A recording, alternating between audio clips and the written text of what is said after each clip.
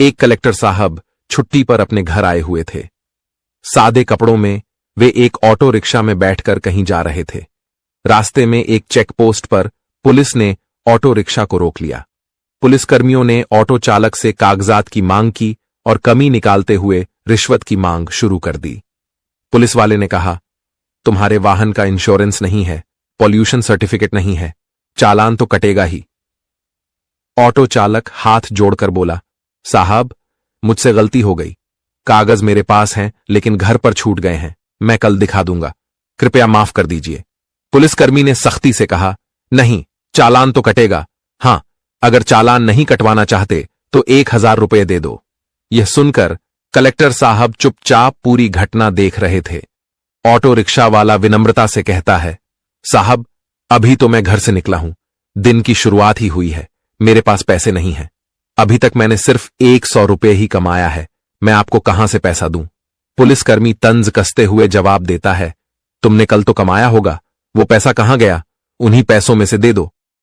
Auto चालक ने निराश स्वर में कहा, साहब, वो पैसे तो कल ही खर्च हो गए, मेरे पास सच में पैसे नहीं हैं, आप मुझे माफ कर दीजिए, आगे से ऐसी गलती कभी नहीं करूंगा, मैं हमेशा अपने कागज साथ रखूंगा। इस पूरी बातचीत के दौरान कलेक्टर साहब, जो ऑटो के पीछे बैठे थे, चुपचाप सब कुछ देख और सुन रहे थे।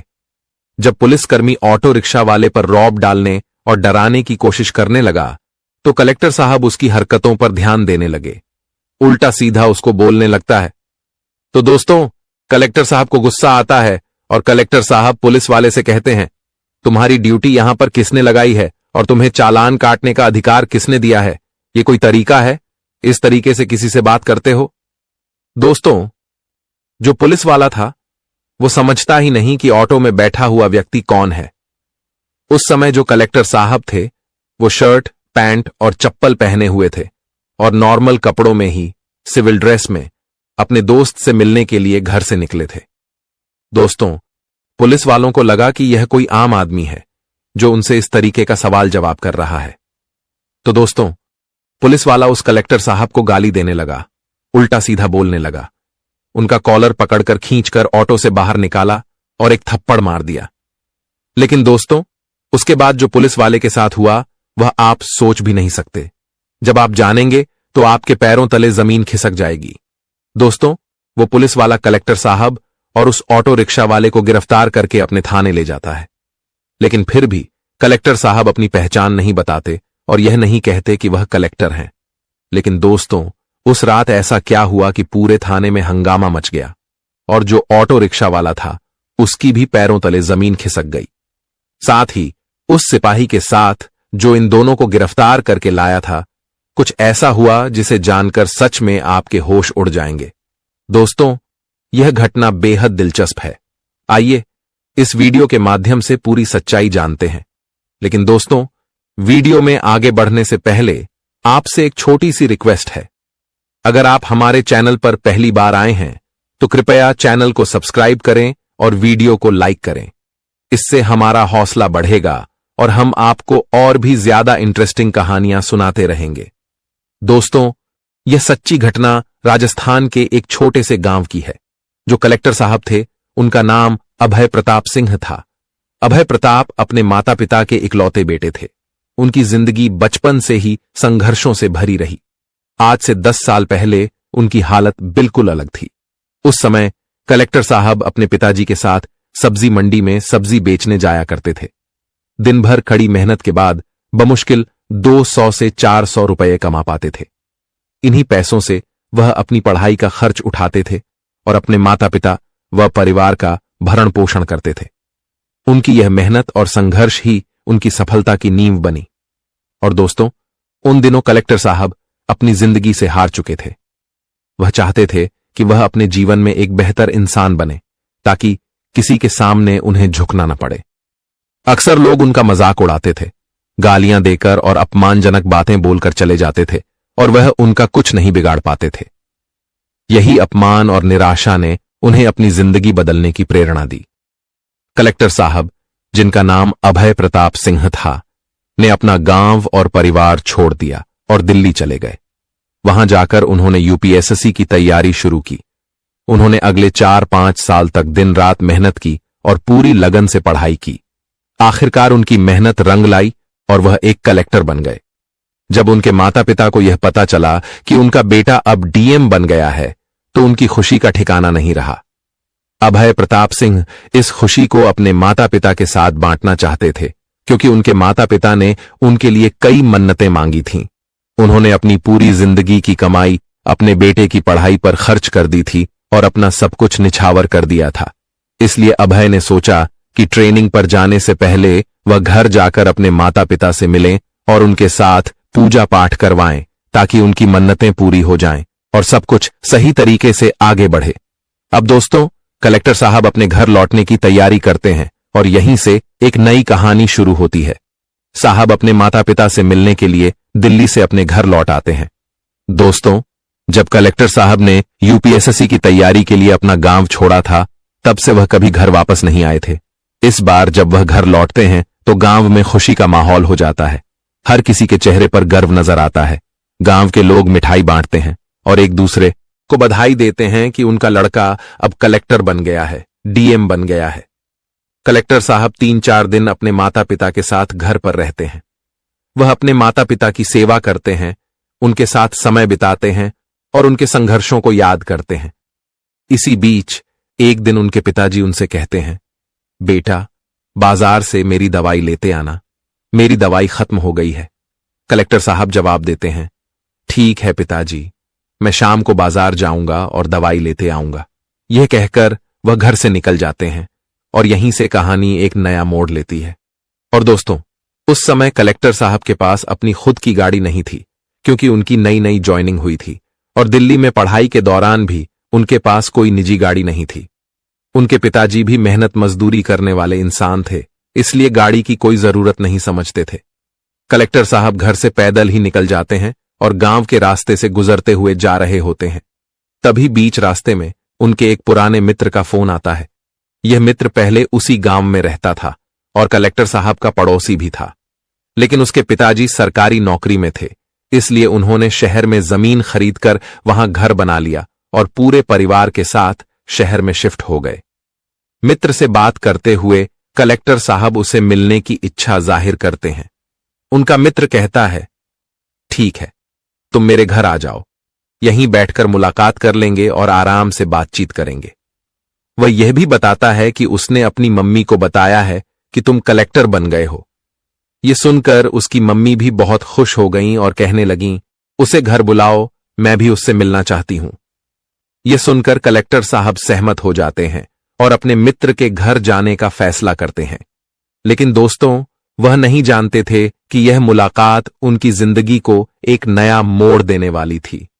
अब दोस्तों, कलेक्टर साहब अपने मित्र से कहते हैं, ठीक है, थोड़ा समय लगेगा, मेरे पास गाड़ी नहीं है, ऑटो से आ रहा हूं, थोड़ा इंतजार करो, मैं थोड़ी देर में तुम्हारे घर पहुंच जाऊंगा। इसके बाद कलेक्टर साहब अपने गांव से थोड़ा आगे बढ़ते हैं और रास्ते में उन्हें एक ऑटो रिक्शा वाला मिल जाता है। वह ऑटो में बैठ जाते हैं और गांव से शहर की तरफ जाने लगते हैं। दोस्तों, उस समय कलेक्टर साहब पूरी तरह सिविल ड्रेस में थे। उन्होंने सिर्फ शर्ट, पैंट और साधारण चप्पल पहन रखी थी, क्योंकि वह तो बस बाजार जाकर अपने पिताजी के लिए दवाई लेने निकले थे। लेकिन बीच रास्ते में उनके मित्र का फोन आ जाने से उन्होंने सोचा कि जब शहर जा ही रहे हैं तो उससे भी मिल लेते हैं। कलेक्टर साहब सोचते हैं, मित्र है, उससे मिलने में कैसी औपचारिकता, कपड़े भले साधारण हो, क्या फर्क पड़ता है। वैसे भी दोस्तों, चाहे इंसान कितना ही बड़ा आदमी क्यों न बन जाए, जब वह अपने गांव और घर पर होता है तो उसे साधारण कपड़ों और चप्पल में ही सुकून और अपनापन महसूस होता है। उसी सादगी में असली खुशी होती है। तभी ऑटो रिक्शा शहर की ओर बढ़ रहा होता है। लेकिन दोस्तों, इसी सफर के दौरान कुछ ऐसा होता है जिससे कहानी अचानक एक रोमांचक मोड़ लेती है। बीच रास्ते में ऑटो रिक्शा वाला अचानक ऑटो रोक देता है और कलेक्टर साहब से कहता है, भैया, थोड़ी देर रुकना पड़ेगा, आगे चेक पोस्ट है, वहां चेकिंग हो रही है। अगर मैं अभी जाऊंगा तो ये लोग मुझे पकड़ लेंगे और फालतू में पैसा मांगेंगे। कलेक्टर साहब हैरान होकर पूछते हैं, अरे ऐसा क्यों, तुम्हारे पास कागज तो सब सही है ना। ऑटो वाला जवाब देता है, हां भैया, मेरे पास कागज पूरे हैं, सब कुछ ठीक है, लेकिन फिर भी ये लोग बिना वजह चालान काट देते हैं, कोई ना कोई कमी निकाल लेते हैं और जबरन पैसे ले लेते हैं। यह सुनकर कलेक्टर साहब नाराज होते हैं और कहते हैं, अच्छा ठीक है, चलो मैं देखता हूं कि वो लोग कैसे तुम्हें रोकते हैं और तुमसे पैसे मांगते हैं। लेकिन ऑटो वाला डरते हुए कहता है, नहीं भैया, ऐसा मत करो, मैं कई बार पकड़ा गया हूं, ये लोग मेरी कोई बात नहीं सुनते हैं, उल्टा मुझे डरा धमका कर पैसे वसूल लेते हैं। कलेक्टर साहब थोड़ी देर सोचते हैं, लेकिन फिर कहते हैं, डरो मत, मैं तुम्हारे साथ हूं, चलो आगे बढ़ते हैं, अगर कुछ होगा तो मैं संभाल लूंगा। दोस्तों, कलेक्टर साहब को अभी भी यह अंदाजा नहीं था कि चेक पोस्ट पर जो होगा वह उनकी जिंदगी के इस सफर को एक अनोखा मोड़ देने वाला है। ऑटो रिक्शा वाला कहता है, भैया, ये लोग हर बार कुछ ना कुछ नुक्स निकाल ही लेते हैं, चाहे मेरे कागज सही हों फिर भी पकड़कर पैसा वसूल करते हैं। कलेक्टर साहब उसे समझाने की कोशिश करते हुए कहते हैं, अरे यार, तुम मेरी बात क्यों नहीं समझ रहे? अगर तुम्हारे पास सब कागज सही हैं तो तुम्हें डरने की जरूरत ही नहीं है। अगर तुमने कोई गलत काम नहीं किया तो वो तुमसे पैसा क्यों लेंगे? यह सुनकर ऑटो वाला गुस्से में आ जाता है और कहता है, देखिए भैया, अगर आपको इतनी जल्दी है तो आप उतर जाइए, कोई दूसरी गाड़ी पकड़कर चले जाइए, लेकिन मैं अभी आगे नहीं जाऊंगा क्योंकि मुझे पता है कि वहां जाएंगे तो ये लोग मुझे जरूर फंसा लेंगे, और अगर फंसा लेंगे तो पैसा देना ही पड़ेगा, और सच कहूं अभी मेरे पास पैसा भी नहीं है। ऑटो वाले की बात सुनकर कलेक्टर साहब सोच में पड़ जाते हैं। वह समझ जाते हैं कि ऑटो वाला अपने अनुभव के आधार पर बात कर रहा है और उसका डर वास्तविक है।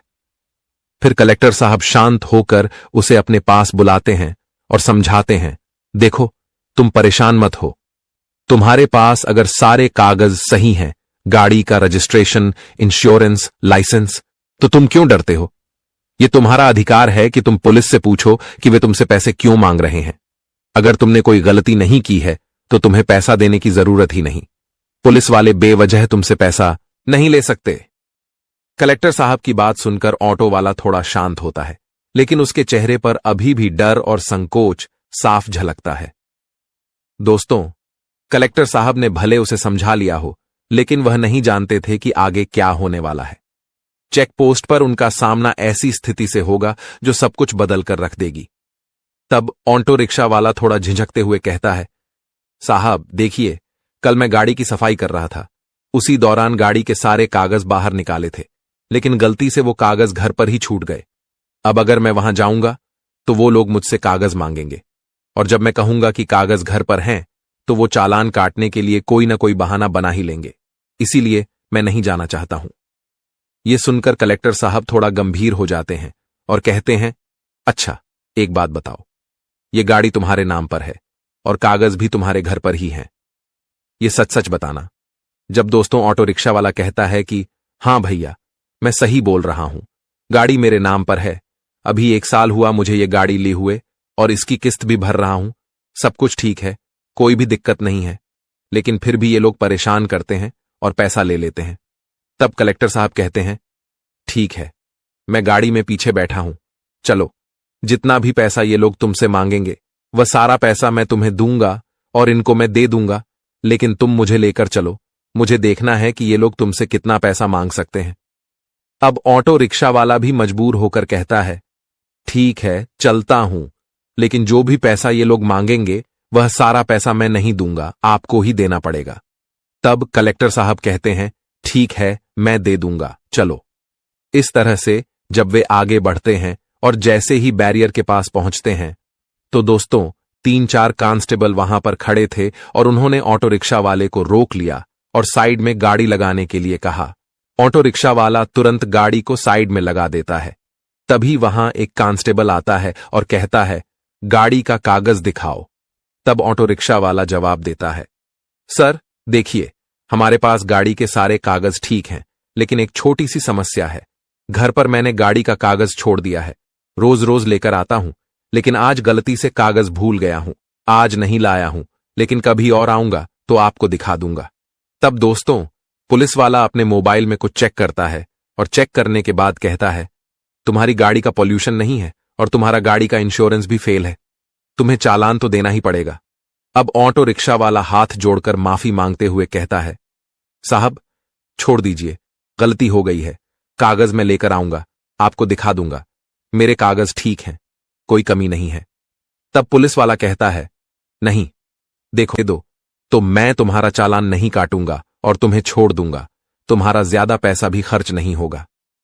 अब ऑटो रिक्शा वाला रोने लगता है और कहता है, साहब अभी तो मैं घर से निकला हूं कमाने के लिए। अभी मेरी बस 1 रुपया कमाई हुई है, तो मैं आपको 1 रुपया कैसे दे दूं? और इसमें मेरी कोई गलती नहीं है, मैं आपको पैसा क्यों दूं? फिर पुलिस वाला उस ऑटो रिक्शा वाले को धमकी देने लगता है और गाली गलौज करने लगता है। पुलिस वाला कहता है, एक तो तुम गलती कर रहे हो, कागज नहीं दिखा रहे हो और ऊपर से बदतमीजी कर रहे हो। लेकिन दोस्तों, कलेक्टर साहब जो कि चुपचाप ऑटो की पीछे वाली सीट पर बैठे हुए थे और सब कुछ सुन रहे थे, कुछ नहीं बोल रहे थे। जब पुलिस वाला ऑटो रिक्शा वाले को 2-3 थप्पड़ मार देता है और गाली देने लगता है, तब कलेक्टर साहब उस पुलिस वाले से पूछते हैं, भाई एक बात बताओ, तुम्हारी ड्यूटी यहां पर किसने लगाई है और तुम्हें यह चालान काटने का अधिकार किसने दिया है? क्योंकि चालान काटने का अधिकार तो सिर्फ ट्रैफिक पुलिस को ही होता है। तुम्हें कौन बोला है यहां पर चालान काटने के लिए? अब दोस्तों, पुलिस वाला पहले से ही ऑटो रिक्शा वाले पर गुस्से में था और उसका दिमाग खराब था। उसे लगता था कि यह कोई साधारण गांव का आदमी है जो शहर में जा रहा है और शायद किसी काम से आ रहा है। यही सोचकर पुलिस वाला कलेक्टर साहब का कॉलर पकड़ता है और पीछे वाली सीट से उन्हें खींचकर बाहर निकाल देता है। बाहर निकालने के बाद वह उन्हें धमकी देता है और कहता है, तुमसे क्या मतलब है? तुमको जो काम करना है, जहां जाना है, जाओ, अपना काम करो। मैं इससे बात कर रहा हूं, बीच में बोलने की तुम्हें क्या जरूरत है? तब कलेक्टर साहब कहते हैं, अगर तुम्हें वर्दी मिल गई है तो इसका मतलब यह नहीं कि तुम जो चाहो वो करोगे। जिसको मारने का मन करेगा उसे मार दोगे और जिससे पैसा वसूलने का मन करेगा उससे वसूल लोगे। यही वर्दी का मतलब है। ये सब सुनकर पुलिस वाले को बहुत गुस्सा आ जाता है और वह कलेक्टर साहब को गिरफ्तार कर लेता है। वह कहता है, चलो यहां पर तुमको नहीं समझाऊं तो तुम्हें थाने पर लेकर समझाता हूं। अब कलेक्टर साहब भी चुप रहते हुए कहते हैं, ठीक है, चलो मैं भी तुम्हारे साथ थाने पर चलता हूं और देखता हूं कि वहां तुम मुझे क्या समझाओ। मैं भी यही चाहता हूं। इसके बाद पुलिस वाला ऑटो रिक्शा वाले चालक और कलेक्टर साहब दोनों को गिरफ्तार कर लेता है। वे दोनों पुलिस स्टेशन पहुंचते हैं, लेकिन जैसे ही कलेक्टर साहब पुलिस स्टेशन पर पहुंचते हैं, एक सिपाही उन्हें पहचान लेता है। वह तुरंत उनके पास जाकर उन्हें सैल्यूट करने लगता है और सिपाही कलेक्टर साहब से कहता है, साहब, अरे आप यहां पर कैसे आ गए हैं और ये इनके साथ आप क्या कर रहे हैं? ये कैसे गिरफ्तार हो गए? क्या मतलब हुआ है? कुछ बताइए। तब कलेक्टर साहब मुस्कुराते हुए कहते हैं, अरे नहीं नहीं, कोई बात नहीं, बस थोड़ी सी गलतफहमी हो गई थी। सिपाही फिर थोड़ी देर चुप रहता है और कलेक्टर साहब की स्थिति को देखकर वह और कुछ नहीं पूछता, लेकिन उसका चेहरा साफ बताता है कि उसे अभी भी समझ में नहीं आ रहा था कि यह सब कैसे हो गया। अभी थोड़ी देर में सारी गलतफहमी दूर हो गई। दोस्तों, वह कांस्टेबल सैल्यूट करके साइड में हो जाता है और जब पुलिस वाला यह देखता है कि थाने का ही कांस्टेबल कलेक्टर साहब को सैल्यूट कर रहा है, उन्हें साहब कह रहा है और पूछ रहा है, साहब आपको गिरफ्तार क्यों किया गया है? तो दोस्तों, उसके पैरों के नीचे से जमीन खिसक जाती है। उस समय उसे कुछ समझ नहीं आता कि आखिरकार उसके सामने क्या हो रहा है। ऑटो रिक्शा वाला भी उस समय पूरी स्थिति को समझ नहीं पाता कि वहां पर क्या चल रहा है। तब कलेक्टर साहब थाने में मौजूद सभी सिपाहियों को एक जगह बुलाते हैं और समझाते हैं, आप लोग अगर अपने शहर में इस तरीके से काम करेंगे तो बताइए यहां की जनता पुलिस से क्या उम्मीद रखेगी? कलेक्टर साहब गुस्से में कहते हैं, शायद आप लोग जैसे पुलिस वालों के कारण ही पूरी पुलिस टीम बदनाम होती है। इस ऑटो रिक्शा वाले की कोई गलती नहीं थी, लेकिन फिर भी आप इससे 1000 रुपए मांग रहे थे। अगर यह पूरा दिन मेहनत करेगा तो भी उसे 100 रुपए मिलेंगे या नहीं, यह तो उसे भी नहीं पता है। लेकिन आप बिना कुछ किए बस चुटकी में उसे 1000 रुपए निकाल लेंगे और अपने पॉकेट में रख लेंगे। क्या आपको ड्यूटी के दौरान यही सिखाया गया है? फिर कलेक्टर साहब उस सिपाही से कहते हैं, अगर मैं इस ऑटो रिक्शा वाले के साथ नहीं बैठा होता, अगर मैं इस पोस्ट पर नौकरी नहीं करता, तो मुझे यह सारी बातें नहीं पता होती।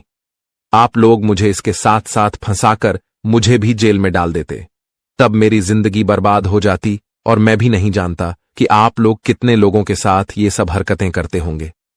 अब दोस्तों, वहां पर बहुत ज्यादा हंगामा खड़ा हो जाता है और बहुत सारी इंक्वायरी वहां पर बैठ जाती है, कई तरह की कार्रवाई होती है।